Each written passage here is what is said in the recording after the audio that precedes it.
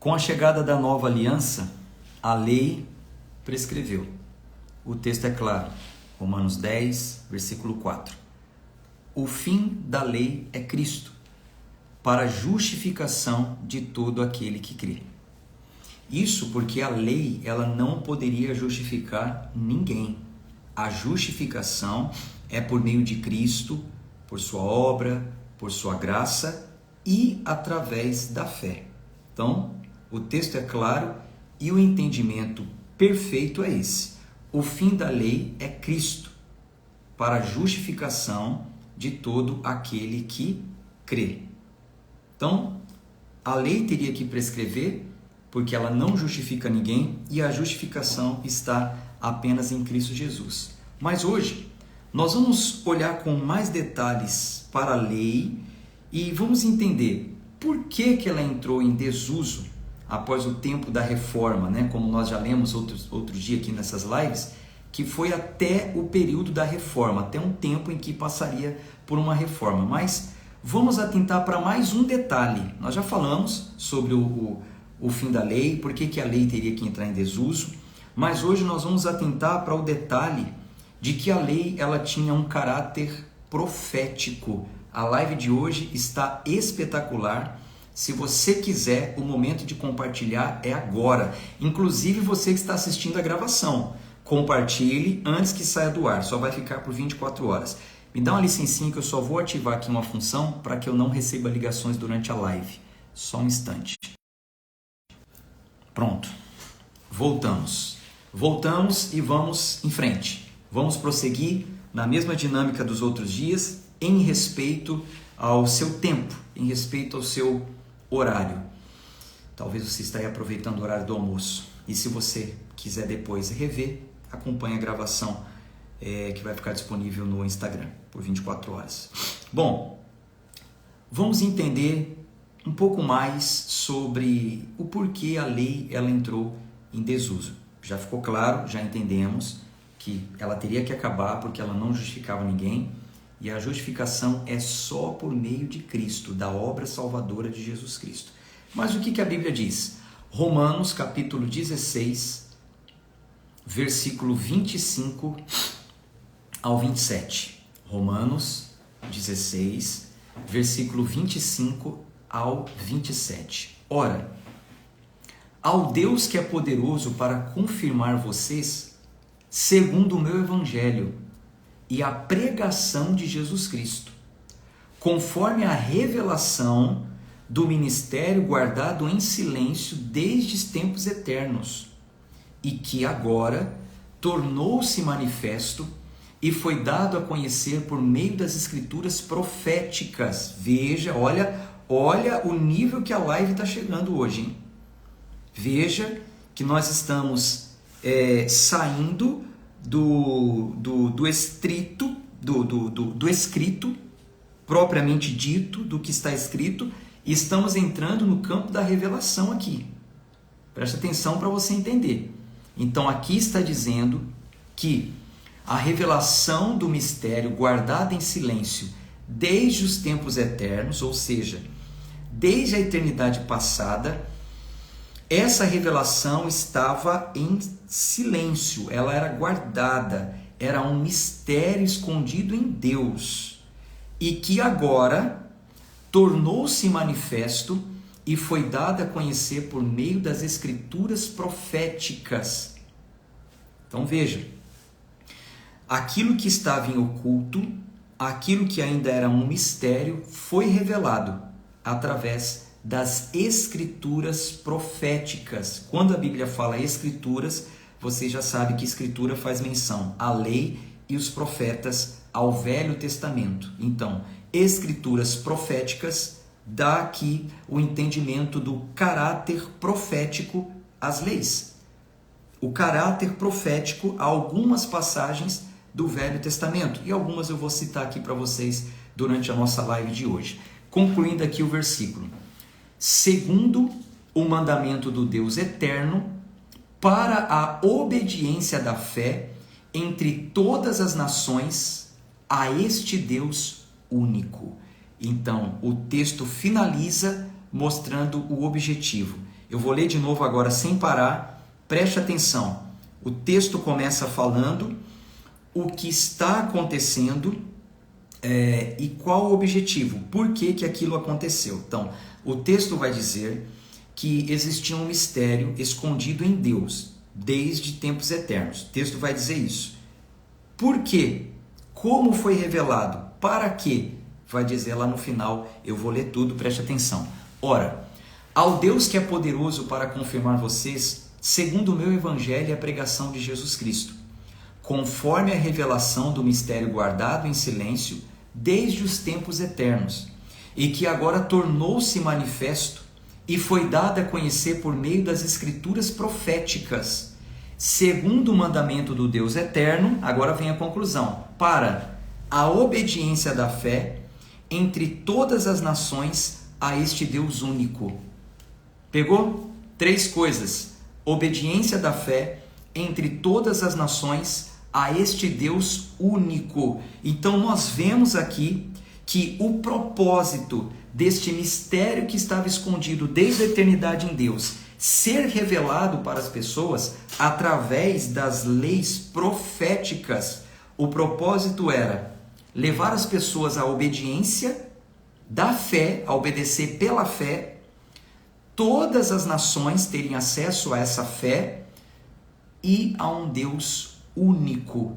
Então nós vemos aqui que através das escrituras proféticas as nações conheceram aquilo que estava escondido, aquilo que era um mistério, passando então a obedecer a essa fé, todos entendendo que são um só corpo, um só povo e um Deus único.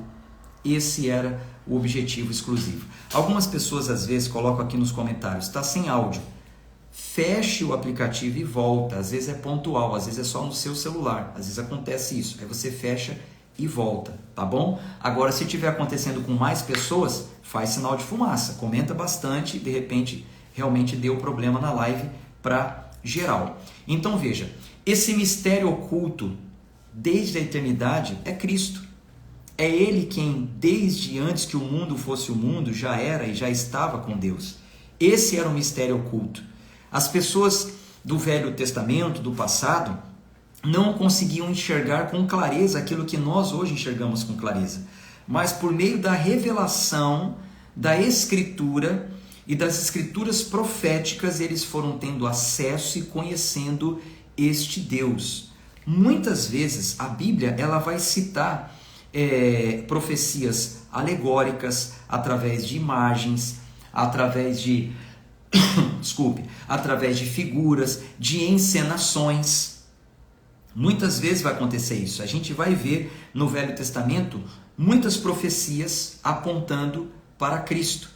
Profecias expressas, realmente ditas pelos profetas, algumas através de imagens, algumas através de figuras, outras através de encenações. Enfim, o Velho Testamento vai estar cheio de profecias, cheio de profecias apontando para a vinda de Cristo e para aquilo que ele faria, apontando para uma realidade de que existe um Salvador, ele vai vir e ele vai fazer isso. Então a Escritura dizia o que ele vai fazer. Por isso que quando Cristo vem, quando ele chega aqui na terra, ele cumpre o que está escrito. Porque se era uma profecia e dizia que Cristo ia fazer aquilo, então Cristo teria que fazer. Se ele realmente era o Cristo, ele teria que fazer. E de fato ele fez, e inclusive quando ele esteve aqui, ele falou que ele veio para fazer tudo o que estava escrito. Quando você vai lá em Mateus capítulo 5, versículo 18 ao 19, Mateus 5, 18 ao 19, nós lemos o texto que diz o seguinte: não pensem que vim revogar a lei ou os profetas. Jesus disse: não vim revogar a lei ou os profetas. Não vim para revogar, mas para cumprir.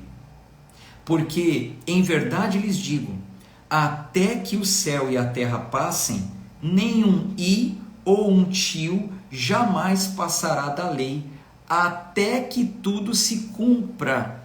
Então ele vem e ele diz: eu não vim revogar a lei, eu vim cumprir. Porque é isso que a profecia dizia. A profecia dizia que ele viria e ele cumpriria a lei no que diz respeito ao sacrifício, ao novo profeta no lugar de Moisés, ao novo sacerdote que mudaria as leis, ao rei eterno que não morreria. Então, ele disse: eu vim para cumprir. Eu não vim para revogar. Só que ele mesmo diz, ele fala o seguinte, olha, até que tudo se cumpra.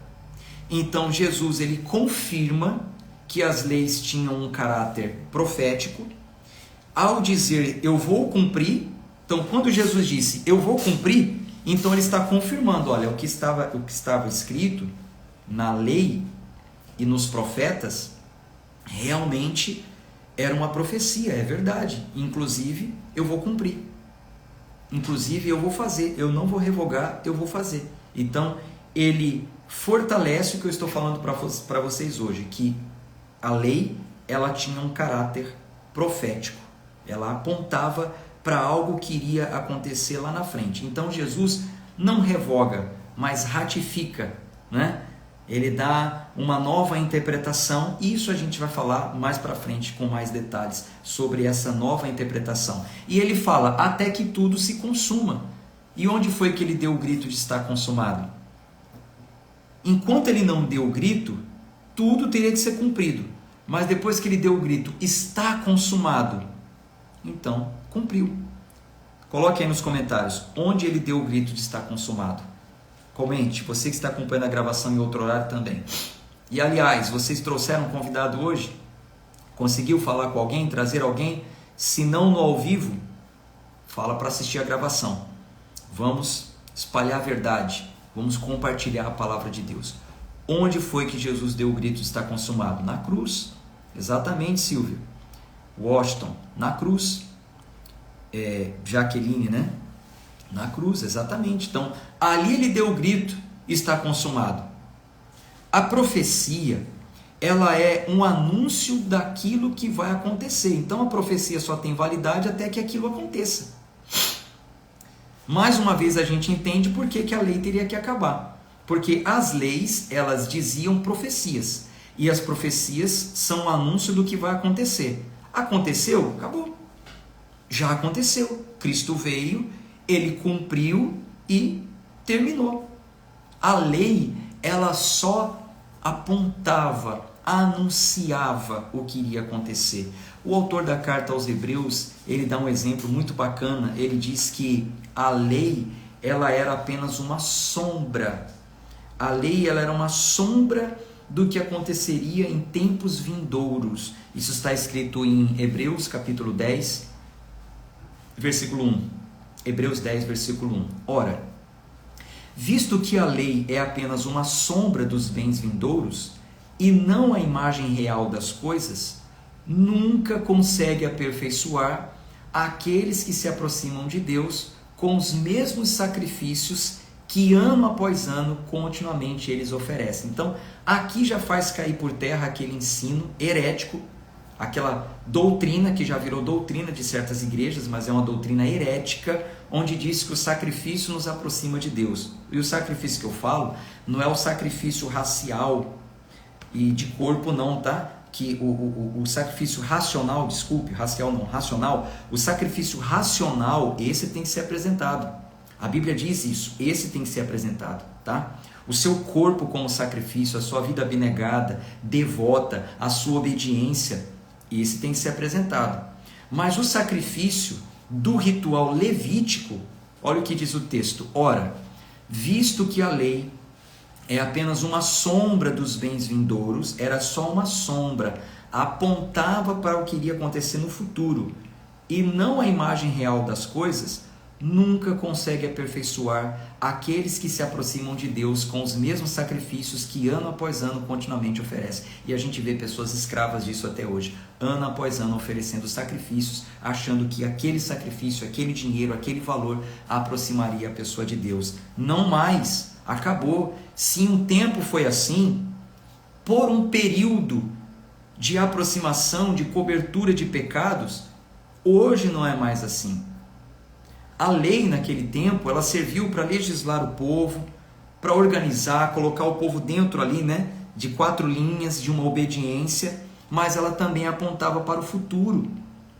Em um futuro onde aquilo que eles faziam no passado era superficial, era figuradamente o que seria feito de uma vez por todas no futuro.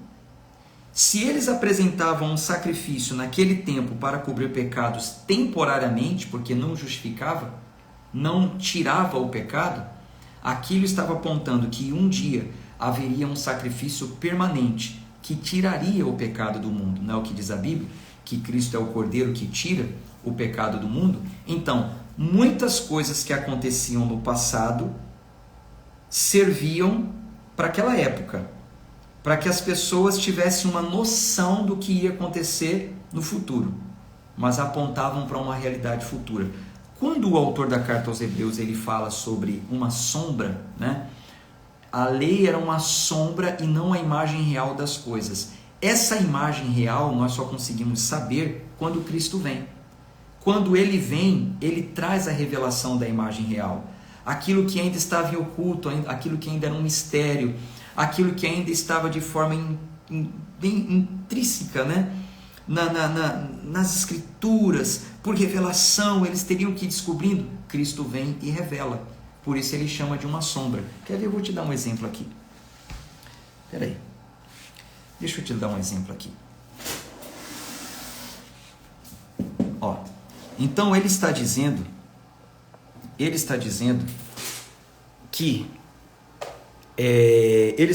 que a lei era apenas uma sombra, né?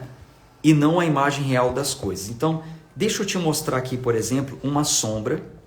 Aí, me diga aí essa sombra aqui, ó, do que é? Deixa eu te mostrar. Vou virar a câmera aqui, ó. Deixa eu ver se eu consigo ilustrar isso para você. Ó, aqui tem uma sombra. Nessa folha tem uma sombra, tá vendo? É a sombra do que? Alguém sabe dizer? É uma sombra aí, ó. Eu tô dando uma dica, de vez em quando eu chego pertinho, ó. É uma sombra, alguém sabe dizer? Isso aqui é só uma sombra. Então, o texto está dizendo que a lei era uma sombra que apontava para uma imagem real, mas eles não conseguiam ver, porque Cristo não tinha vindo ainda. Era uma sombra. Isso aqui é a sombra do quê? Não sabe? Vou dar uma dica. Olha eu contando aqui, ó. 1, 2, 3. Ó, 3. Vou te ajudar aqui, ó, a revelar, ó. 1, 2, 3. Vou te dar mais uma dica. Eu uso na minha estante. Quem é bom observador vai lembrar. É só uma sombra. Então, assim, ó, é igual vocês estão. Ai, não consigo entender muito bem. 3, o que está querendo dizer? E tal, não consigo. Aí vem alguém e fala, eu vi uma mão aí, ó. Ó, a dona Cleusa falou, um macaquinho, será? Um porta-retrato, não sei. A Jaqueline, os macaquinhos, o astro dos macaquinhos. Então, ó, imagens de 3 bonecos, tá vendo? Não está muito claro, mas vocês estão vendo uma sombra e alguns estão deduzindo. Vi uma mão, são 3 bonecos. Aí eu dei a dica, já eu uso na minha estante, alguns falaram em macaquinho. Então, na lei era assim, ó. Eles tinham uma ideia vaga e creram nisso. Quando Jesus vem, ele mostra a imagem real. E nós conseguimos ver essa imagem real, por quê? Por que nós conseguimos ver essa imagem real? Porque ele nos tira aqui das trevas e nos traz para o campo da luz. Aqui, ó. Ó, ele é a luz. Tá vendo? Ele é a luz, ele nos traz para o campo da luz. Ó, no campo das trevas a gente não consegue ver. Ele nos traz para o campo da luz. E na luz nós conseguimos ver com clareza. Ó, aí ele nos mostra aqui a imagem real, ó. Tá vendo? É isso aqui que eu queria que vocês soubessem. Eu vim revelar para vocês exatamente isso. Então, quando a carta aos Hebreus fala que a lei ela era apenas uma sombra, era isso que queria dizer. Vocês tinham uma noção, vocês tinham uma ideia, mas vocês ainda não tinham a imagem real, a visão real da coisa. Cristo vem, ele é a luz do mundo, ele joga a luz e revela tudo. Mas fortaleço aqui o tema de hoje. A lei, ela tinha sim um caráter profético. Ela ia apontando e dizendo as coisas que iriam acontecer. Então, elas serviam para legislar o povo, para organizar a civilização, mas também elas serviam para apontar para o povo aquilo que ia acontecer no futuro. Se hoje vocês estão apresentando um sacrifício que cobre temporariamente, no futuro vai ser apresentado um sacrifício que é como nós chamamos de expiação total, que vai expiar totalmente os pecados da humanidade. Existiam muitas coisas que aconteciam no passado, no Velho Testamento, que apontavam para o Novo, que apontavam para uma realidade futura. Deixa eu ler aqui outro versículo para vocês. Colossenses, capítulo 2, versículo 16 ao 17. Colossenses, capítulo 2, versículo 16 ao 17. Diz assim: portanto, que ninguém julgue vocês por causa de comida e bebida, ou de dia de festa, ou de lua nova, ou sábados, porque tudo isso tem sido sombra das coisas que haviam de vir. Porém, o corpo é de Cristo. O corpo é de Cristo.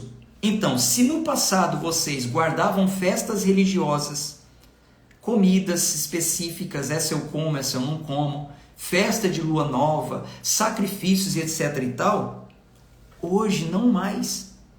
Isso tudo era apenas uma sombra das coisas que haviam de vir. Colossenses 2, versículo 16 ao 17. Porém, o corpo é Cristo. Entende? Então, olha o que ele fala, é muito claro. Ninguém te julgue por causa de dia de festa. Se você guardar o sábado ou não, se você pratica a festa do Purim ou não, do Shofar ou não. Ninguém te julgue por essas coisas, porque tudo isso aí era coisa do passado. Era apenas uma sombra que apontava para o corpo que é Cristo. A realidade não estava na lei. A realidade está em Cristo. O Antigo Testamento projetava o Novo Testamento e apontando para o que aconteceria no Novo Testamento. É como o exemplo que eu te dei da sombra. A sombra nos dá mais ou menos uma noção do objeto, mais ou menos uma noção, mas a gente só consegue entender a realidade mesmo, que objeto é aquele, quando entra no nosso campo de visão. Quando a gente está vendo só uma sombra não dá. Agora, quando entra no campo de visão, aí a gente consegue ver. E é isso que o Novo Testamento faz. O Velho Testamento ilustra, o Novo Testamento explica. Então, tudo que está no Velho Testamento, grave isso, é uma regrinha, grave isso. Tudo que está no Velho Testamento, que o Novo Testamento explica, é válido para os nossos dias. Tudo que está no Velho Testamento e o Novo Testamento explica, traz uma interpretação correta, traz um ensino, Jesus falou sobre, os apóstolos falaram sobre, é válido. Aquilo que não está no Velho Testamento, mas não é mais praticado no Novo, acabou. Era só uma sombra. Era só uma sombra. Então, Cristo aparece no Velho Testamento, por profecias, como uma sombra projetada, porém, longe do campo de visão. As pessoas não conseguiam ter esse entendimento correto, porque estava em oculto. Desde a eternidade, estava em oculto. Mas isso foi revelado quando Deus enviou Jesus. Isso é muito glorioso, muito glorioso. E hoje nós podemos ver isso, né? Nós podemos ver isso. Vou te dar aqui um exemplo, muito bacana esse exemplo. Eu já fiz uma pregação, inclusive, sobre isso. Eu vou te dar um exemplo do que aconteceu no Velho Testamento.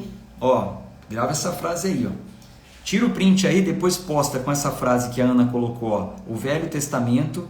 Tira o print aí, antes que passe. Tira aí. Tirou? Depois me marca que eu quero repostar. Eu vou destacar essa frase, O Velho Testamento ilustra e o Novo Testamento explica. É isso. E a regrinha é aquela. Se está no Velho Testamento e o Novo Testamento explica, é válido para os nossos dias. Vou te dar um exemplo de uma sombra do Velho Testamento e da imagem real no Novo Testamento. Números capítulo 21, versículo 4, vou te ler uma história. Então os israelitas partiram do Monte Hor pelo caminho do Mar Vermelho para rodear a terra de Edom, mas o povo se tornou impaciente. O que está acontecendo aqui? O povo está no deserto, caminhando rumo à terra prometida.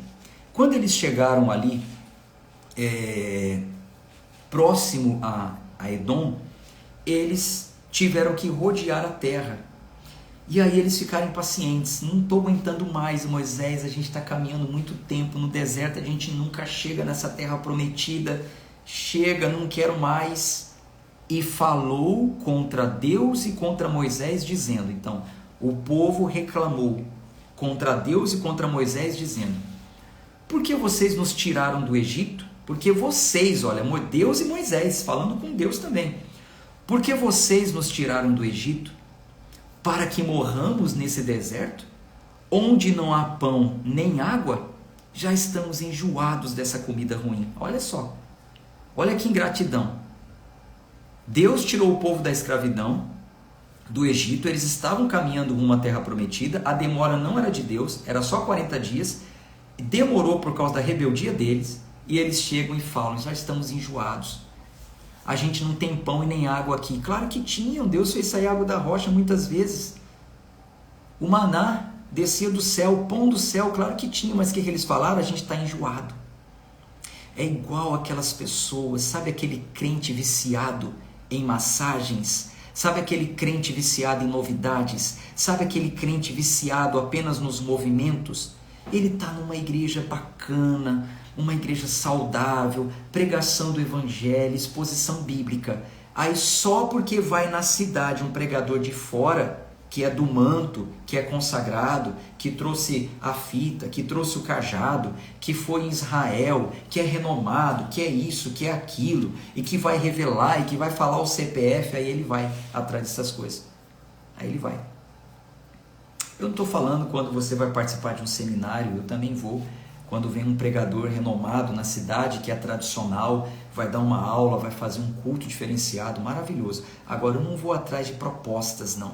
O dia da virada da sua vida, o dia da mudança da sua vida, o dia que as portas vão se abrir, ninguém pode determinar dia, é só Deus. Ele é o soberano, eu não caio nessas armadilhas, eu não caio nesses contos. Se não foi, logo logo vai na sua cidade, fica atento, vai chegar. Vai chegar um pregador, uma pregadora, vai chegar um monte dizendo o dia de tal coisa. Aí vai lá, você vai ver. Você vai ver. Porque as pessoas estão enjoadas, né? Do arroz com feijão, da água e o pão. Olha o que eles falaram, nós estamos enjoados dessa comida. Então, veja bem, então, o Senhor mandou para o meio do povo cobras venenosas que mordiam o povo e morreram muitos do povo de Israel. Então Deus enviou por castigo cobras venenosas, algumas tradições dizem cobras abrasadoras. O veneno devia queimar, a mordida devia queimar. Por que Deus enviou cobras venenosas? Por que Deus enviou serpentes venenosas? Porque eles estavam reclamando do pão e da água. Porque eles estavam reclamando do processo, da demora para chegar lá. Eles estavam reclamando. Então, Deus enviou a serpente. Deus enviou uma maldição. Gente, desculpa, nessa live eu não olho para comentários. Mais ou menos eu dou uma olhadinha aqui, mas eu não posso parar, senão perde o raciocínio. E aqui é tipo aula, tá? Então, atentos, foquem, ajude, coloque as referências bíblicas quando eu falar para ajudar os demais. Assiste a gravação depois, tá? Em respeito ao seu tempo, eu preciso fazer uma coisa bem dinâmica aqui, tá bom? Então pega aí. Talvez no final a gente dá um tempinho e eu resgate os comentários. Então veja, o que está acontecendo para não perder o raciocínio? Foca aqui. Foca para não perder o raciocínio. O povo estava caminhando rumo à terra prometida. Chegaram em um ponto em que eles tiveram que dar uma volta grande. Aí o povo, a gente está enjoado disso. A gente está cansado já. Por que você, Moisés, e Deus nos tirou lá do Egito para nos matar de fome, sem pão e sem água? Mentira. Ingratos, eles tinham pão e tinham água. Por que fez isso com a gente, Moisés? E aí o que o Senhor fez? Enviou uma maldição, serpentes venenosas, abrasadoras, que picavam o povo e o povo morria. Então, o povo foi a Moisés e disse: nós pecamos, porque falamos contra Deus e contra você. Ore ao Senhor pedindo que tire as cobras de nós. Então Moisés orou pelo povo e o Senhor disse: olha a solução que Deus apresentou, o Velho Testamento. Preste atenção para isso aqui não cair em idolatria. Veja, Deus falou para Moisés o seguinte: faça uma serpente e coloque-a sobre uma haste. Quem for mordido e olhar para ela, viverá. Moisés fez uma serpente de bronze e a pôs sobre uma haste. Quando alguém era mordido por alguma cobra, se olhava para a serpente de bronze, ficava curado. Lembrem-se o tema de hoje. A lei tinha um caráter profético.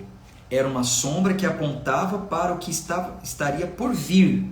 Certo? Lembre do exemplo que eu dei para vocês hoje aqui dos macaquinhos. Lembre. Então, o que está acontecendo aqui no Velho Testamento, no tempo da lei? Aqui está dizendo que por causa da rebeldia, da desobediência, do pecado do povo, Deus enviou uma maldição. Uma serpente abrasadora, venenosa, picou e estava matando as pessoas. A solução estava em quê? Deus falou: Moisés, pegue um bronze, modele essa maldição. Qual é a maldição? Não é uma serpente? Modele uma serpente. Modele o modelo da maldição e levante uma haste. Fale para as pessoas que todos que forem mordidos pela maldição, olhem para a figura da maldição levantada. Quem olhar e crer vai ser salvo, vai ser livre. É o antídoto para ser livre da maldição. Então veja, Moisés foi e falou isso para as pessoas. Se todos creram ou não, não sei. Muitos morreram. Mas aqueles que Moisés falou e creu, ao olhar para a serpente, era curado. Quem foi picado pela serpente e não olhou para a serpente de bronze levantada, talvez não deu crédito, não seria curado. Porque a solução estava naquilo que Deus apresentou para Moisés no Velho Testamento. Mas isso era apenas uma sombra. Não vai você agora ficar olhando para imagens, hein? Isso era apenas uma sombra. E onde o Novo Testamento explica isso? Lembra da frase que a Ana lá de Portugal colocou? O Velho Testamento ilustra, o Novo Testamento explica. Então o Velho Testamento ilustrou através da serpente de Moisés. E no Novo Testamento Jesus explica. Gente, isso é maravilhoso. João capítulo 3, versículo 14 e 15. João, capítulo 3, versículo 14 e 15. Jesus disse: e assim como Moisés, assim como Moisés levantou uma serpente no deserto, assim também é necessário que o Filho do Homem, ele, seja levantado. Para quê? Para que todo o que nele crê tenha vida eterna. Assim como ali era uma profecia alegórica, aqui apontava para Cristo. E eu vou explicar para você, vou trocar em miúdos, talvez você ainda não entendeu. Da mesma forma que tinha uma maldição que atingia, que picava as pessoas e as pessoas morriam, e elas teriam que olhar para a serpente de bronze levantada para sobreviverem, da mesma forma aconteceu com Jesus. Deus falou para Moisés: Moisés, modele uma forma de maldição. A maldição é a serpente, modele uma serpente. Ela vai ser a maldição e levante. O que Deus fez com Jesus? Deus enviou Jesus aqui, semelhante a nós, humanos, 100% homem. A maldição está em nós. Nós já fomos picados. Se você não sabe, eu vou te falar, você já foi picado, tá? Pela serpente lá no Jardim do Éden. Você já foi picado, raça humana. Você é um ser humano? Você que está aí do outro lado, é um ser humano ou um robô? Se você é um ser humano, eu quero dizer que você já foi picado. Você traz no seu corpo a corrupção do gênero humano. Adão e Eva, os seus pais. Você já foi picado, tem uma maldição em você. Você está condenado para o inferno porque você é um pecador. A serpente já te picou, mas tem a solução. Tem a solução. Jesus veio em forma de homem, o mesmo formato desse corpo maldito que eu tenho, e ele foi pendurado em uma cruz. Do mesmo jeito que a serpente de Moisés foi levantada no deserto, Jesus foi levantado em uma cruz e atraiu sobre si todas as maldições. Quem fosse picado pela serpente e olhasse para a serpente de Moisés seria curado. Hoje, você aí que foi picado pela serpente, você que entendeu realmente eu sou um pecador, eu quero dizer para você que se você olhar para Jesus, essa maldição é cancelada da sua vida. Ela é anulada da sua vida. Ele é a solução. Ele é o antídoto. Profundo ou não? O que você achou? Me responde com um emoji o que você achou. Eu vou entender se o negócio realmente mexeu com você, se o emoji for aquele. Reage com o emoji aí. O que você achou desse entendimento? Então veja como a lei ela tinha um caráter profético. Ela ilustrava aquilo que o Novo Testamento revela, explica. E Jesus explicou. É isso aí, ó. É de explodir, gente, é de explodir a mente, é de expandir o cérebro.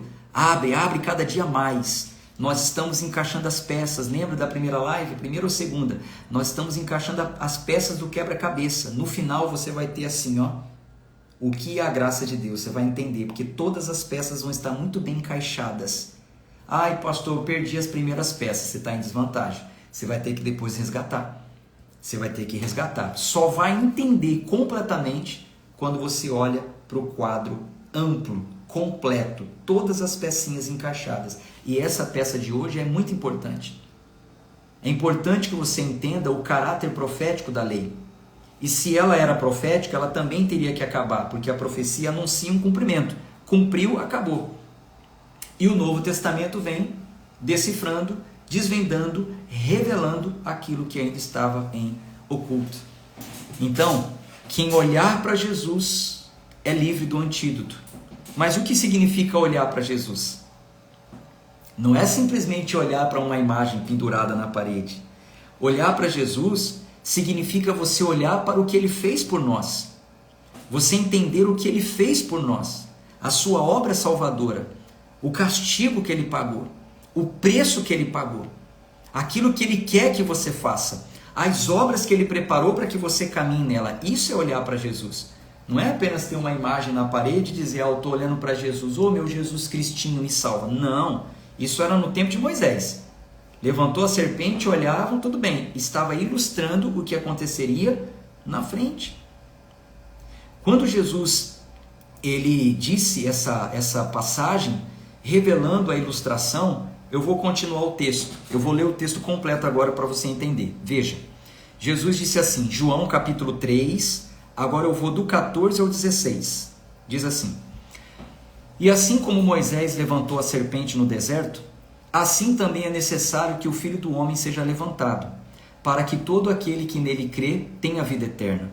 Porque Deus amou o mundo de tal maneira que deu o seu Filho unigênito, para que todo aquele que nele crê não pereça, mas tenha vida eterna. Então, viu o exemplo?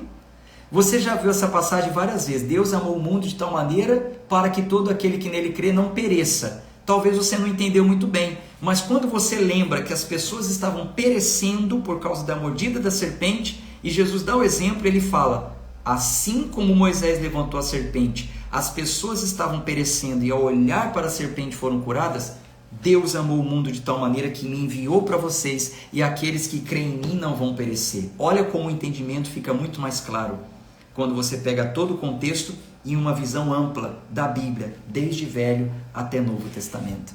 Gente, eu estou entregando para vocês aqui ouro. Estou falando sério de coração. De coração, não é demagogia, eu só sou um envelope. Não exalte o envelope, exalte a mensagem. A mensagem que eu estou te entregando é ouro. É ouro, é ouro. Isso é resultado de estudos. Isso é resultado de mergulho em Bíblia, em livros, em mensagens, em aulas. Eu estou entregando para vocês ouro. Pega esse ouro. Faça bom proveito.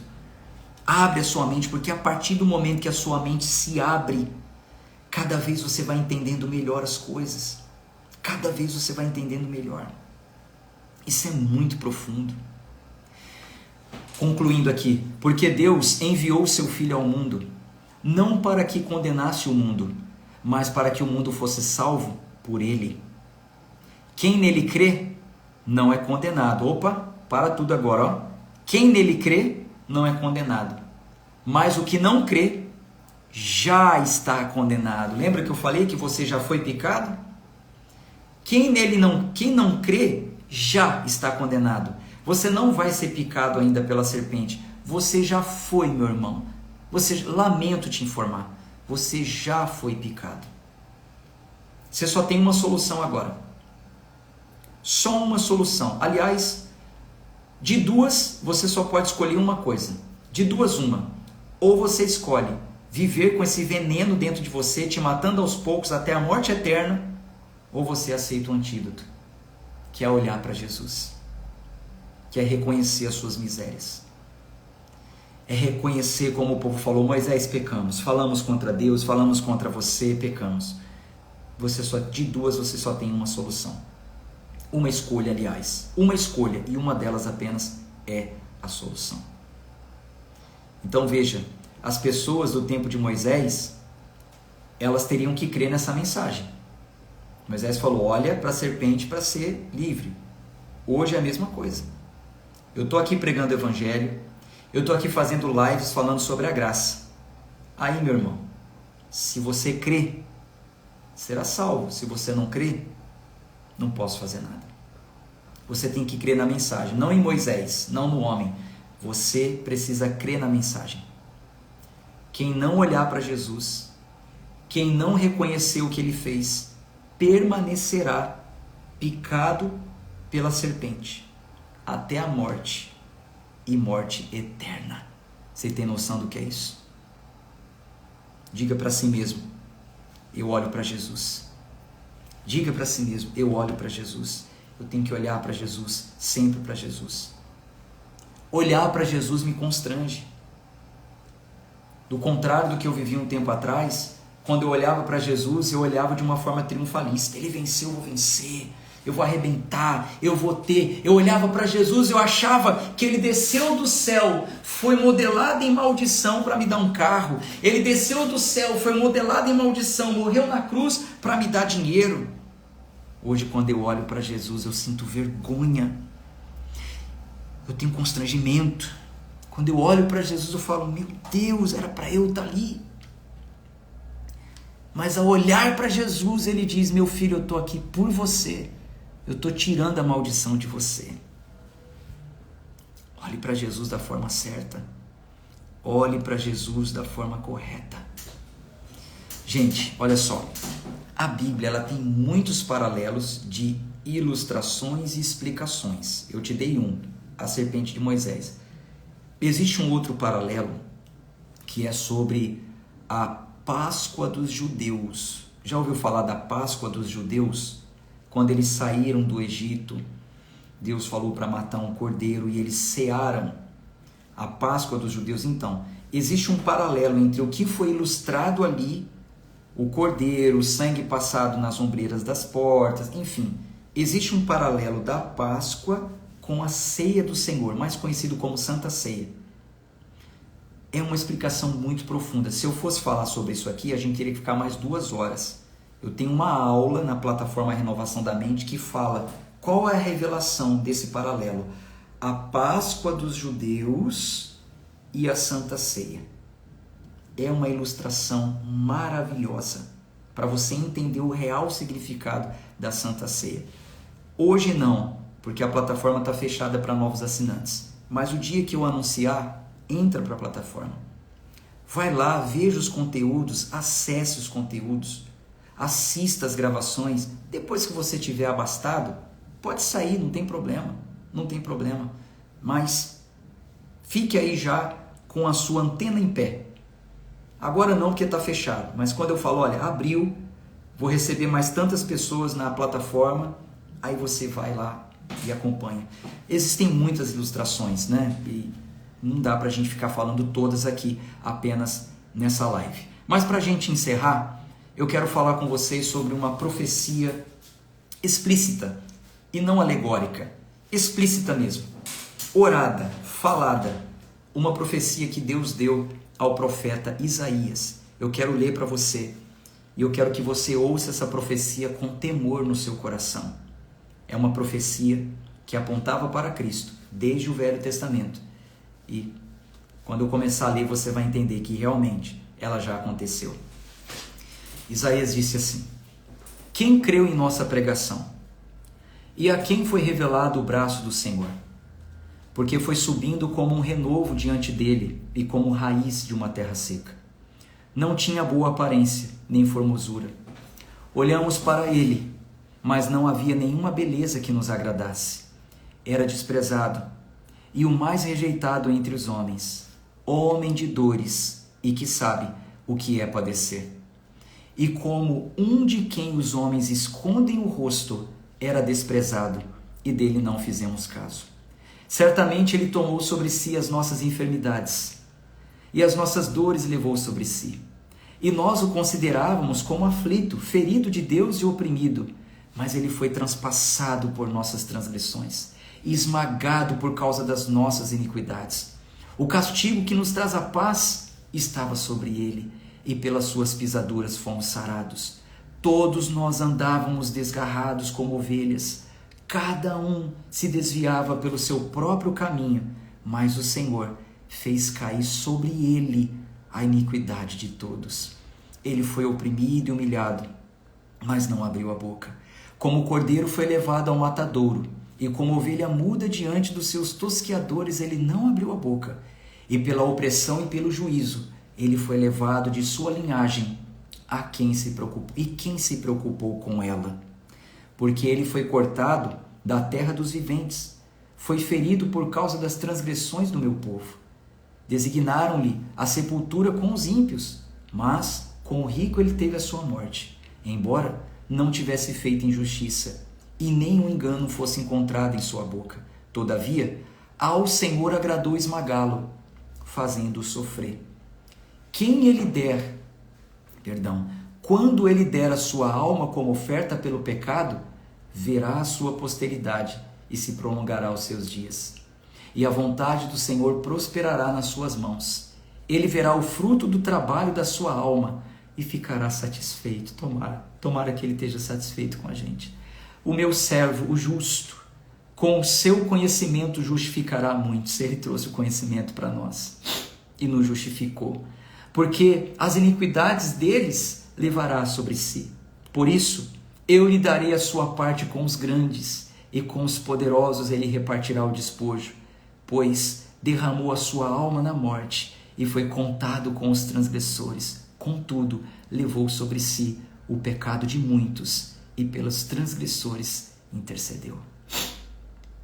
É muito profundo. É muito profundo. Você sabe, né, de quem essa profecia está falando? Isaías 53. É muito profundo.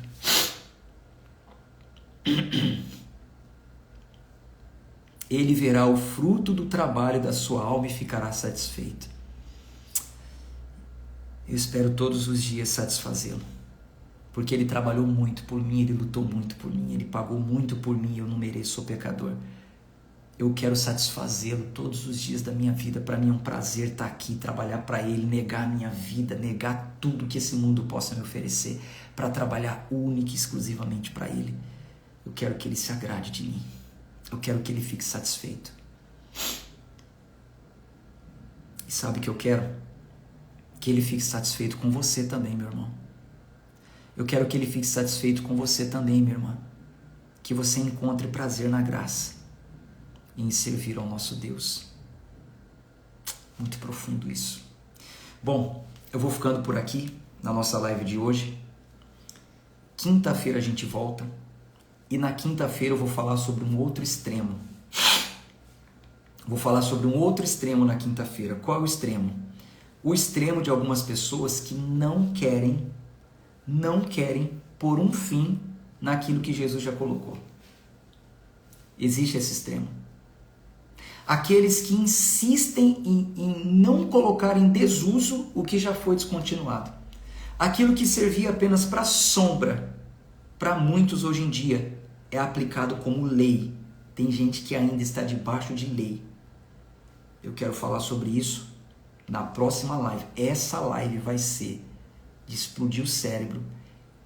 Eu nem sei se ela vai conseguir ficar por 24 horas, porque eu vou dar nome aos bois. Eu vou dar nomes.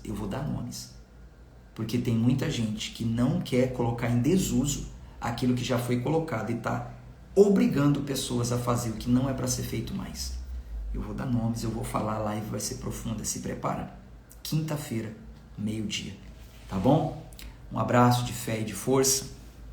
Até mais.